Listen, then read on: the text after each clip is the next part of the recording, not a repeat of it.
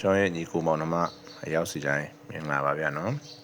ကျွန်တော်ဒီနေ့တာမခံခုံလေးတစ်ပွင့်နဲ့မိတ်ဆက်ပေးနေဗျဈေးတော်တော်လေးနဲ့ဝှစ်ရှင်တဲ့လူတွေဒါလေးကအဆင်ပြေတဲ့နှုံးသားလေးတစ်ခုနဲ့တသက်ရလှလှလေးဝေးရမယ်ဗျာနော်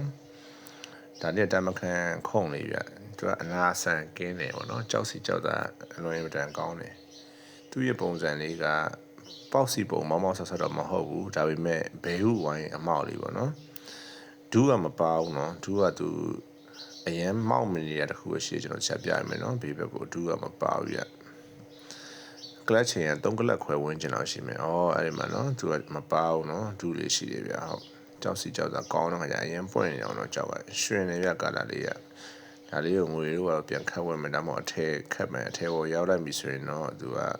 ပို့ပြီးတော့လှသွားမယ်ပေါ့ဗျာနော်ဈေးတော်တော်လေးနဲ့ဝှစ်ချင်တဲ့မိတ်ဆွေတွေကျွန်တော်ကိုဆက်သွယ်ပေးလာပါနော်